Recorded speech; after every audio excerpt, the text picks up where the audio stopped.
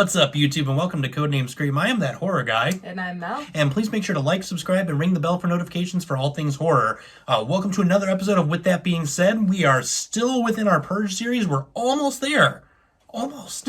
So what are we doing today? We're doing the First Purge, released on the 4th of July, finally. About time. 2018. And this is new, directed by Gerard McMurray. Okay.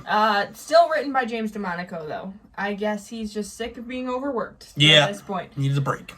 Produced by Jason Blum, Michael Bay, Andrew Form, Brad Fuller, and The Mermaid. Sebastian K. Lemercier. Still, budget and box office is insane. Yep, because the budget continues to go up, Yep. and so does the box office. It's blowing up in more ways than one. Thank you, Michael Bay. So budget on this one is $13 million. The budgets are going up, and we're blowing up as we go as well. We're Michael Bay in the We're box Michael office. Bay in the box office, and rightfully so with this one, because we are at $137.1 million, being the highest grossing Purge film, period. Crazy. Yeah. It's amazing. And then if you were to adjust that for 2021 inflation, we're looking at $146.9 million. Only a couple years ago, and it inflates. just... Michael Bay is now the inflation. What do we have to say on the critic and audience side? Well, this one, we're getting further and further apart, critic and audience this Yep, time. we knew it was coming. Yep, critics have it at 56%, audience at only a 27%. Ouch. So, yeah, ouchies. All that money, though. All that money coming in, and they didn't like it. No. No. Let's talk about the movie a little bit. Yes. Quick little rundown. Yeah, I was gonna say, like last time what we did, it seemed to feel really good. I liked it. You liked it. You loved it. I hope.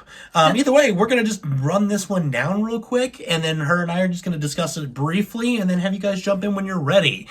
So this one is a prequel set in 2014. Weird. Again, we're kind of going back in time, but not too far back in time. Yep.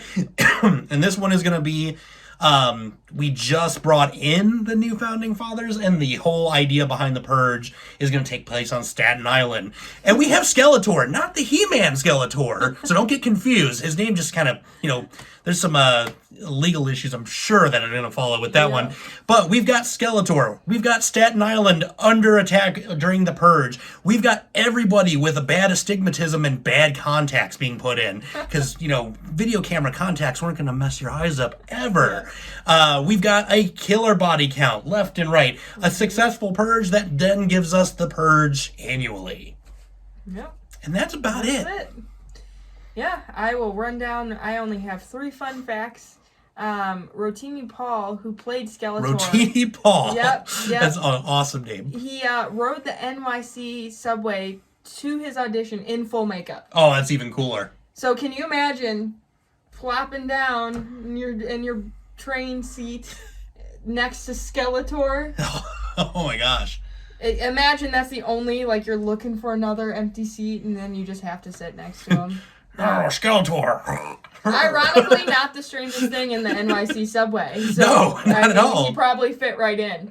The poster for the film has a red hat that says The First Purge, which is obviously a reference to the MAGA hat. Oh, yeah. You can see actually a poster. I thought this was cool because I didn't notice it, but I read this later, of 2018's Halloween in Isaiah's Room. Yes, you can. Which totally makes sense. They're both Blumhouse films. Mm-hmm. So Jason Blum is like, here, let me advertise for my movie in my movie. Only complaint I had, there's a 4-year difference, technically speaking. This is supposed to be in 2014, Blum. Let's talk about that for a minute. Well, I was thinking he just probably thought no one would notice. Oh, we noticed. I know. I'm going to see that mask from a million miles away. We noticed. So what did you think about this one? So this one is my favorite. Hands down. Ooh. We're going to have... Okay. I'm going to keep my quiet. Continue. This one, I loved we get to see how it all began. I love the fact that they kept it isolated. The fact that they put it on Staten Island. They put it on a smaller island. Mm-hmm. That's very, the populace is huge on top of that. So they use it as a testing site. Mm-hmm. I loved that aspect. As much as I was giving those contacts crap, that was a really cool effect. It was. And I really loved how everyone looked when they were wearing them and whatnot. And you could start to see in the beginning that people weren't sure how they were going to feel about this. Sure. And that was the big thing that I've been an advocate about these films from the beginning, is the fact that you get to see, what's right, what's wrong. Is the purge really something that should be happening? That question has always been burning from the get-go. And to see that it actually was there when it started was amazing. Yeah. And just, loved it. Loved the action in this one. Yeah, this one's definitely more of an action film. But yeah, just to see it all begin and go to what it comes to, I love it. And it goes right into the TV series. True. So. This is my least favorite Purge movie. Oh boy. Here's that division line again. This movie bored me to tears. I liked the first half hour of it. So I liked that they are like, oh, we have this idea where it's going to be a purge, and seeing everyone's reaction to, this is what's going to be happening. I liked that they had the whole where you have to go in, and apply to be a, and they're going to pay you. And it almost is reminiscent of him going to get COVID tests. Yeah. That's what it reminded me of when I watched this. Nice. But and then after that, it just I didn't care what happened at all. It just bored me to tears. And another thing is, so I was trying to think of this realistically. If they announced that a purge was happening, I feel like people would be freaking out a lot more than they were. Yeah, I'll give you that. Everyone just seemed to be nonchalant about it, and they were either for it or against it.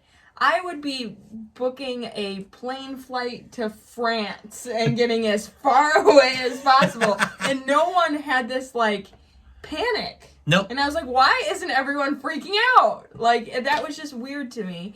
And then, I don't know, it just bored me. It was a boring movie to me. The action in it was cool. Yeah. I'll give it that. And I love the concept of the contacts. Again, that was super cool. But, I don't know, it was just boring to me. It was whatever. And while you're booking a flight out, I would just be stealing money. I'm not going to kill anyone during the purge. I'm just going to steal some money. Yeah, but you would get killed and I need you. So, I don't Fair enough. We'd be on that flight together. I don't want to do this alone. Oh, if only you knew what was coming. Oh, boy. So, what did you guys think about this one? Obviously, we've got a division line. You know what team to vote for in this sense. But sound off in the comments here below. Message us on Twitter, Facebook, Instagram, wherever. Let's talk about this a little bit more and see what you guys thought about it. This technically was the end of this series, I guess you could say. We've got one more coming for you guys. The Forever Purge did come out. We're a little behind on that sense, but so we got one more in the Purge series for you. So you won't want to miss that. I'm so excited about that one. Yeah. Well, with that being said, scare you later, YouTube.